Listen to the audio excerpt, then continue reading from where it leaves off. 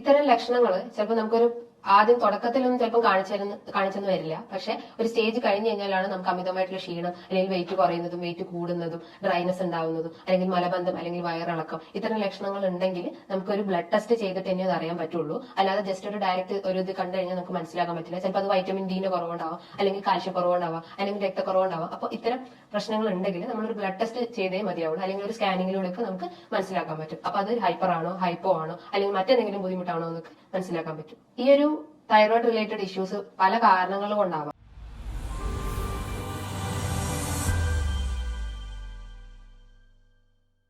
എല്ലാവർക്കും നമസ്കാരം. ഞാൻ ഡോക്ടർ ജൂഹിദാസ്, Q&B ഹെൽത്ത് കെയറിലെ ഹോമിയോപ്പതിക് ഫിസിഷ്യനാണ്.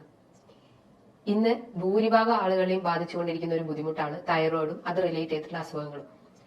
അപ്പം ഈ ഒരു തൈറോയിഡ് എന്ന് പറഞ്ഞാൽ നമ്മുടെ ശരീരത്തിലെ ഏറ്റവും പ്രധാനപ്പെട്ട ഒരു അവയവമാണ്. നമ്മുടെ കഴുത്തിന് താഴെയായിട്ട് ഒരു ബട്ടർഫ്ലൈ ഷേപ്ഡാണ് ഈ തൈറോയിഡിന്റെ സ്ട്രക്ചർ ഉള്ളത്. അപ്പോൾ തൈറോയിഡ് പല ഹോർമോൺസും ഉത്പാദിപ്പിക്കുന്നു. അതിൽ പ്രധാനപ്പെട്ടതാണ് T3, T4, calcitonin.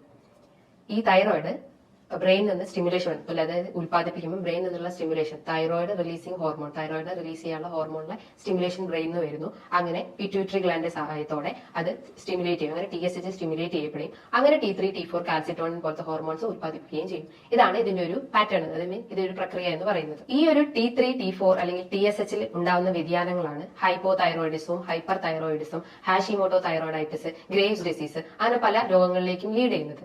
Hypo thyroidism എന്ന് പറയുമ്പോൾ T3, T4 കുറയുകയും TSH കൂടുകയും ചെയ്യുന്നു. അതായത് ഹോർമോണിന്റെ പ്രവർത്തനം ഇല്ലാത്തൊരവസ്ഥ. അപ്പൊ അവിടെ സ്റ്റിമുലേറ്റ് ചെയ്യപ്പെടും. അതുകൊണ്ടാണ് TSH കൂടുന്നതും T3, T4 കുറയുന്നതും ചെയ്യുന്നത്. അപ്പൊ ഇതിന്റെ പ്രധാനപ്പെട്ട ലക്ഷണം ഹൈപ്പോ തൈറോയിഡിസം എന്ന് പറയുമ്പോൾ അവിടെ നമ്മുടെ ബോഡി എല്ലാം ഒരു ലോ സ്റ്റേജിലോട്ട് പോകുന്നു. പ്രധാനമായിട്ടും നമുക്ക് മൂഡ് സ്വിങ്സ് ഉണ്ടാവും. അതായത് ഒരു കൺഫ്യൂഷൻ, നമുക്ക് ഒന്നും ചെയ്യാനുള്ള ഒരു ഇൻട്രസ്റ്റ് ഉണ്ടാവില്ല, ഒരു ഇൻട്രസ്റ്റ് ഇല്ലാത്തൊരവസ്ഥ, അല്ലെങ്കിൽ ഒരു ലെതാർജി, ഒരു അലസത ഫീൽ ചെയ്യാം. മറ്റൊന്ന് നമുക്ക് മലബന്ധം വരാം, മോഷൻ കറക്റ്റ് ആവാത്ത അവസ്ഥ വരാം, അതായത് മോഷൻ പോകുമ്പോൾ ടൈറ്റ് ആയിട്ട് പോകുന്ന ഒരു അവസ്ഥ.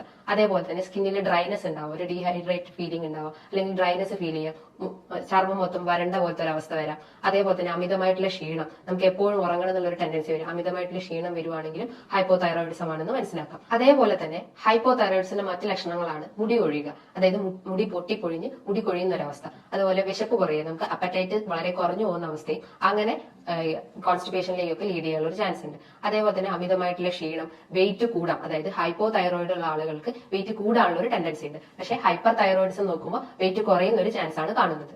ഇതേപോലെ തന്നെയാണ് മറ്റൊന്നാണ് ഹൈപ്പർ തൈറോയിഡിസം.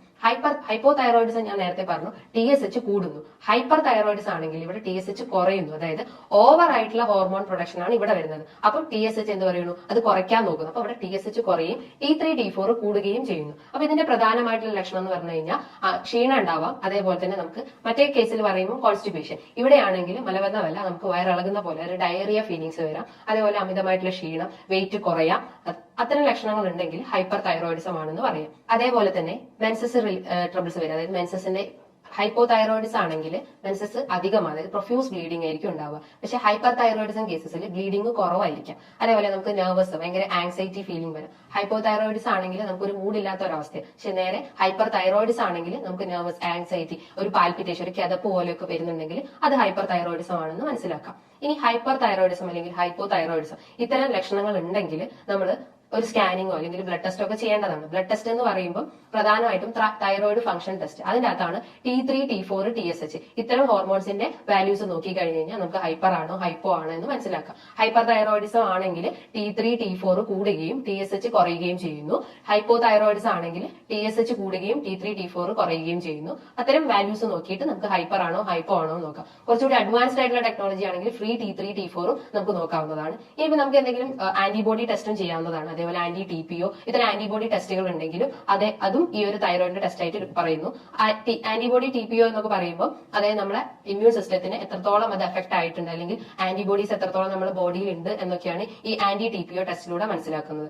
അതേപോലെ തന്നെ മറ്റു നമുക്ക് എന്തെങ്കിലും സ്വെല്ലിംഗ് ഉണ്ടെങ്കിൽ, അതായത് കഴുത്തിന് ചുറ്റും എന്തെങ്കിലും ഗോയിറ്റർ, അങ്ങനത്തെ സ്വെല്ലിംഗ്സ് ഒക്കെ ഉണ്ടെങ്കിൽ നമ്മൾ ഈ ബ്ലഡ് ടെസ്റ്റിലൂടെ അത് മനസ്സിലാക്കാൻ പറ്റില്ല. അതൊരു സ്കാൻ ചെയ്താലേ നമുക്ക് പറ്റുള്ളൂ. അതായത് നെക്കിന്റെ ഒരു സ്കാനിങ് എടുത്തു കഴിഞ്ഞാൽ ആ ഒരു സ്വെല്ലിംഗ് എത്രത്തോളം ഉണ്ടെന്ന് മനസ്സിലാക്കാൻ പറ്റും. അതേപോലെ നമുക്ക് എന്തെങ്കിലും തൊട്ട് നോക്കുമ്പോൾ എന്തെങ്കിലും പെയിൻ ഫീൽ ചെയ്യുകയാണെങ്കിൽ, അതായത് ഓവർ ആയിട്ടുള്ള സ്വെല്ലിംഗ് ഉണ്ടെങ്കിൽ നമ്മളൊരു FNAC ചെയ്യുന്നതാണ്. അതായത് ക്യാൻസർ സ്റ്റേജ് ആണോ അല്ലയോ എന്നൊക്കെ ഈ ഒരു FNAC എന്ന് മനസ്സിലാക്കാം. FNAC എന്ന് പറഞ്ഞു കഴിഞ്ഞാൽ ഫൈൻ നീഡിൽ ആസ്പിരേഷൻ സൈറ്റോളജി എന്ന് പറയും. അതിന് പല ഗ്രേഡുകളുണ്ട്. ടിറാഡ് സ്റ്റേജ് എന്നാണ് അതിന് പറയാം. അങ്ങനെ 4 ഗ്രേഡ് ഒക്കെ ആയിട്ടാണ് ഈ ടിറാഡ് സ്റ്റേജിനെ തരംതിരിച്ചിട്ടുള്ളത്. അപ്പൊ ഏത് സ്റ്റേജ് ആണെന്ന് ഈ ഒരു FNAC യുടെ മനസ്സിലാക്കാൻ പറ്റും. ഇത്തരം ലക്ഷണങ്ങൾ ചിലപ്പോൾ നമുക്കൊരു ആദ്യം തുടക്കത്തിലൊന്നും ചിലപ്പോൾ കാണിച്ചെന്ന് വരില്ല. പക്ഷെ ഒരു സ്റ്റേജ് കഴിഞ്ഞ് കഴിഞ്ഞാലാണ് നമുക്ക് അമിതമായിട്ടുള്ള ക്ഷീണം അല്ലെങ്കിൽ വെയിറ്റ് കുറയുന്നതും വെയിറ്റ് കൂടുന്നതും ഡ്രൈനസ് ഉണ്ടാവുന്നതും അല്ലെങ്കിൽ മലബന്ധം അല്ലെങ്കിൽ വയറിളക്കം ഇത്തരം ലക്ഷണങ്ങൾ ഉണ്ടെങ്കിൽ നമുക്കൊരു ബ്ലഡ് ടെസ്റ്റ് ചെയ്തിട്ട് തന്നെ അത് അറിയാൻ പറ്റുള്ളൂ. അല്ലാതെ ജസ്റ്റ് ഒരു ഡയറക്റ്റ് ഒരു ഇത് കണ്ടു കഴിഞ്ഞാൽ നമുക്ക് മനസ്സിലാക്കാൻ പറ്റില്ല. ചിലപ്പോൾ അത് വൈറ്റമിൻ ഡിന്റെ കുറവുണ്ടാവാം, അല്ലെങ്കിൽ കാൽഷ്യം കുറവുണ്ടാവാം, അല്ലെങ്കിൽ രക്തക്കുറവുണ്ടാവാം. അപ്പോൾ ഇത്തരം പ്രശ്നങ്ങൾ ഉണ്ടെങ്കിൽ നമ്മളൊരു ബ്ലഡ് ടെസ്റ്റ് ചെയ്തേ മതിയാവുള്ളൂ, അല്ലെങ്കിൽ ഒരു സ്കാനിങ്ങിലൂടെ നമുക്ക് മനസ്സിലാക്കാൻ പറ്റും. അപ്പൊ അത് ഹൈപ്പർ ആണോ ഹൈപ്പോ ആണോ അല്ലെങ്കിൽ മറ്റെന്തെങ്കിലും ബുദ്ധിമുട്ടാണോ എന്നൊക്കെ